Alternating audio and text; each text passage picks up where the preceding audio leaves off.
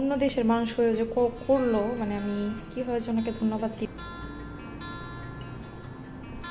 বিশাল বড় পাতিল।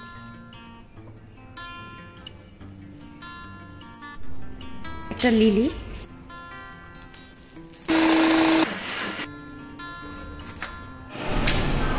মাশাআল্লাহ খুব ফুলকো হয়েছে।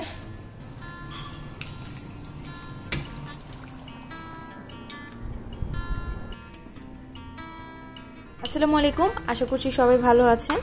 ইনশাআল্লাহ আগামীকালকে 25 জন এর দাওয়াত আমাদের বাসায়। তো আজকে আমি সকালে উঠে একদম প্রিপারেশন শুরু করে দিয়েছি।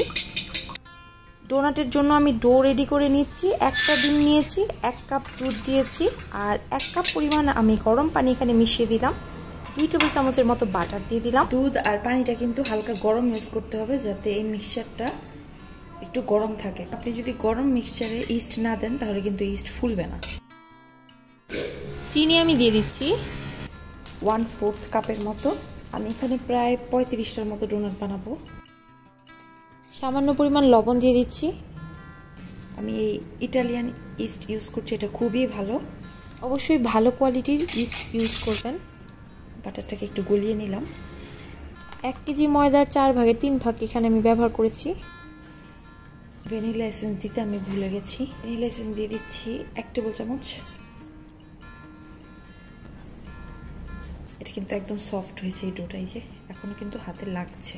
করে সুন্দর করে বাটারটা মাখিয়ে রাখতে হবে, যাতে করে উপরের অংশটা ড্রাই না হয়। এবার এটাকে ঢেকে চুলার পাশে রেখে দিতে হবে। অবশ্যই একটু গরম জায়গায় চুলার পাশে রাখতে হবে, যাতে করে এটা ফুলে যায়।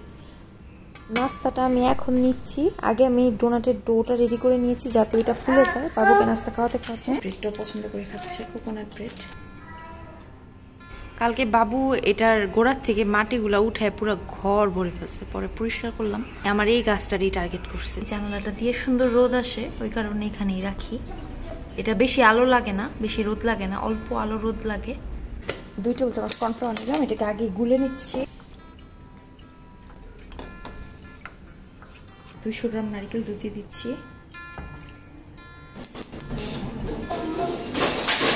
কিছু হয় নাই। চিনি মিশিয়ে দিতেছি। 2 টেবিল চামচের মতো চিনি দিলাম। হালকা মিষ্টি করবো, এটা বেশি মিষ্টি করবো না।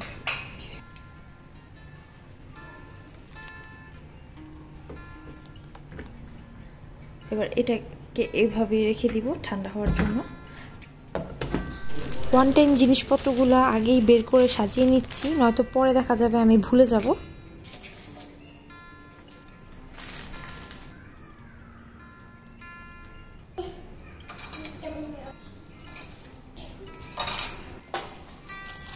ক্রিমটা এখানে নিয়ে নিয়েছি। এটা এখন হালকা গরম আছে, এখন আমি এটাকে একটু বিট করে নিব। যে কোনগুলো বানিয়েছি সেই কোনের ফিলিং হিসেবে ইউজ করব। এটাকে এখন আমি ফ্রিজে রেখে দিব। কালকে একদম গেস্ট আসার আগ মুহূর্তে আমি কোকোনাটের কোনটা বানাবো, নয়তো নিতে যেতে পারে কোনগুলা। আমি যে অ্যাম্বর্গের এই হুইপড ক্রিমটা ইউজ করছি, এটা খুবই ভালো। এটাকে ইউজ করেছি আমি। হচ্ছে কম হয়ে যাবে, আমি আরেকটা নিয়ে নিচ্ছি। কেকে ইউজ করেছি, সেটাই ইউজ করছি।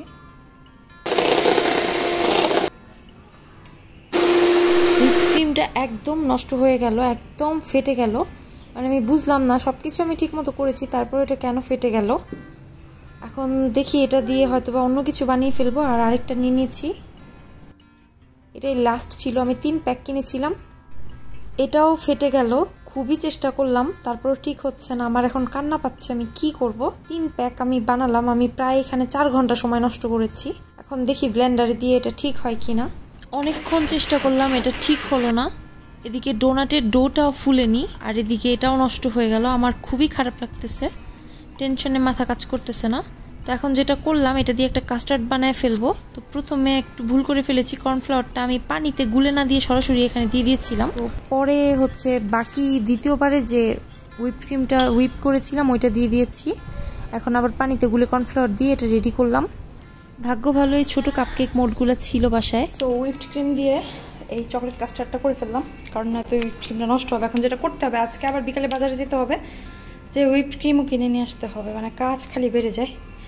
তো যাক, ওয়েস্ট হয় নাই, সুন্দর একটা ডেজার্ট হয়ে গেছে। আর অল্প করে দিয়েছি, তবে 25টা করতে চেয়েছিলাম, 25টা হয়নি, 22টা হয়েছে। ওকে, আমি খাবো না, রাফি খাবে না, বাকি সবাই খাবে। এই যে চকলেটটাকে এখন মাইক্রোওয়েভে মেল্ট করব লেয়ার হিসেবে, এটার উপরে দিয়ে দেবো এটাকে। এত মানুষের আয়োজন আসলে আগে একা হাতে আমি কখনোই করিনি, এখন আল্লাহ শুধু আমাকে হেল্প করতে পারে সব কিছুতে, যাতে এটা পুড়ে না যায়। চকলেটটা হালকা মিষ্টি, এই জন্য আমি আলাদা করে আর কোনো চিনি এখানে অ্যাড করবো না। এবার মাইক্রোওয়েভে এটাকে গলিয়ে নিচ্ছি। চকলেটটা খুব সুন্দর করে মেল্ট হয়ে গেছে, এই যে। এবার আমি দিয়ে দিচ্ছি এটার উপরে। চকলেট গলানোর সময় কিন্তু সাথে আমি 1 টেবিল চামচ পরিমাণ বাটারও দিয়েছিলাম। আজকে রান্না করি নাই, বাইরে থেকে খাবার আনতে বলছি, শুক্রবার যেহেতু, আর বাসায় অনেক কাজ আছে, তো ওই কারণে বাইরে থেকে রাফি খাবার নিয়ে আসছে। এখন এটা খেয়ে ফেলবো, খেয়ে আবার বাকি কাজ করবো। অনেক টেনশনে পড়ে গেছি আজকে। কেক, হুইপড ক্রিম, ডোনাট সবাই আমার ডিচ করতেছে। ডোনাটটাও ফুলে নাই, দেখি কি করা যায়।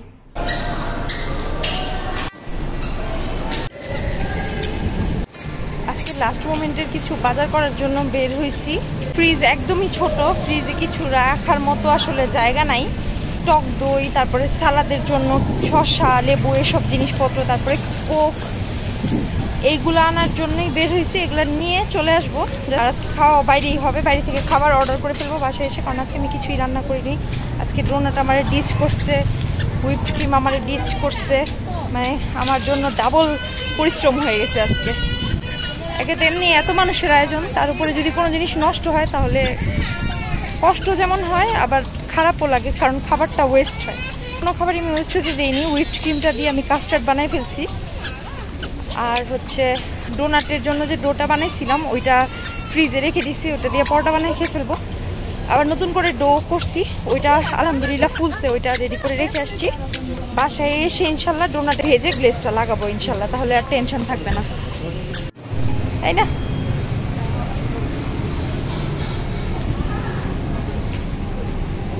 বাসায় চলে আসছি বাজার নিয়ে, আলহামদুলিল্লাহ খুব সুন্দর করে ডোনাটগুলো ফুলে গেছে, দেখে অনেক ভালো লাগতেছে আমার। এই যে একদম সুন্দর ফুলকো ফুলকো হয়েছে। এখন এগুলোকে ভেজে ফেলবো। এখানে আছে কতগুলো, এই যে এখানে আবার আছে কতগুলো, এই যে।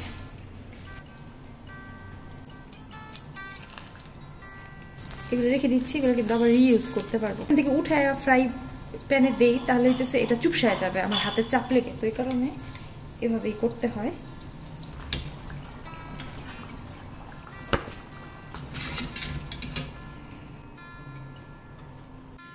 দুইটা বাটিতে আইসিং সুগার নিয়েছি, একটার মধ্যে কোকো পাউডার মিশিয়ে নিতেছি। ডোনাটটা হালকা গরম থাকা অবস্থায় গ্লেজ লাগাতে হবে, অল্প করে দুধ দিয়ে তারপরে মিশাতে হবে।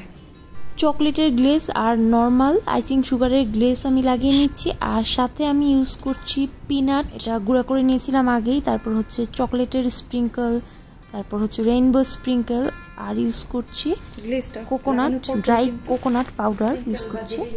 এখন আল্লাহ আল্লাহ করে আগামীকাল বেশি গরম যদি না পড়ে তাহলে এটা ঠিক থাকবে, আর বেশি গরম পড়লে যেটা হবে এটা চুপসে যাবে, আইসিংটা গলে যাবে। এখন আল্লাহ আল্লাহ করে কালকে একটু ঠান্ডা থাকলেই হয়। এমনি আমি একটু ভয় আছি, যেহেতু অনেক মানুষ হবে, অবশ্যই মানে গরম লাগবে বেশি, যেহেতু বদ্ধ জায়গা, আমার কোনো বারান্দা নেই। 25 জনের রান্নার মতো এত বড় পাতিল নেই, তো আমি ওই পাশে আঙ্কেলকে বলেছি, উনি ওই পাতিলটা এখন নিয়ে আসছে। তো ওনাকে কিছু মিষ্টি, এই যে 2 পিস মিষ্টি আর 2টা ডোনাট দিয়ে দিচ্ছি। আর এই যে ডোনাটগুলো বানিয়ে শেষ করেছি, এখন বাকি কাজগুলো সেরে ফেলবো, হুইপড ক্রিমটা বানিয়ে রাখবো। আর আঙ্কেল যে কত বড় উপকার করলেন, মানে লাস্ট মোমেন্টে, এখন প্রায় রাতের 10টা বাজে, এখন উনি আসছেন হচ্ছে পাতিলটা নিয়ে, তাও বাসায় এসে দিয়ে যাবে। মানে এই বিশাল সাইজের পাতিল আঙ্কেল দিয়ে গেছে। তো প্রথমে উনি আমাকে ছবি পাঠিয়েছিল, আমার কাছে ওকে মনে হয়েছে, কিন্তু এখন সামনাসামনি দেখে মনে হচ্ছে এখানে তো প্রায় 100 জনের বিরিয়ানিও রান্না করা যাবে। তো চুলায় বসিয়ে দেখলাম চুলায় এটা সেট হচ্ছে না, তো আমি যেটা করব, গোশত আর চাল আলাদা করে রান্না করে এটার মধ্যে মিক্স করে দিব, এটাই করতে হবে। আর এই যে আমার টেবিলের অবস্থা একদম হজবরল অবস্থা, এগুলো এখন গুছাবো। আগে এখন পাতিলটা আমি ধুবো, তারপরে বাকি সব কাজ। পাতিলটা ধুয়ে পানি ঝরতে রেখে দিয়েছি।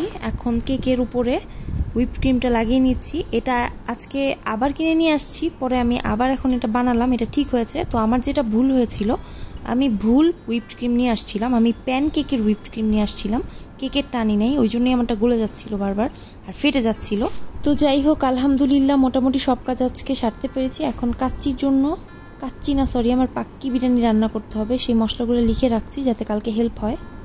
চুলায় বসানোর পরে আমি উপরে নাগালি পাই না, দেখি না ভিতরে কি আছে। এই যে ওনার নতুন কিবোর্ড, এটা পেয়ে সে খুবই আনন্দিত। তো যাই হোক, আজকের মতো এখানে বিদায় নিচ্ছি। সবাই ভালো থাকবেন, আমাদের জন্য দোয়া করবেন। পরবর্তী ভিডিও দেখার আমন্ত্রণ রইল। আল্লাহ হাফেজ।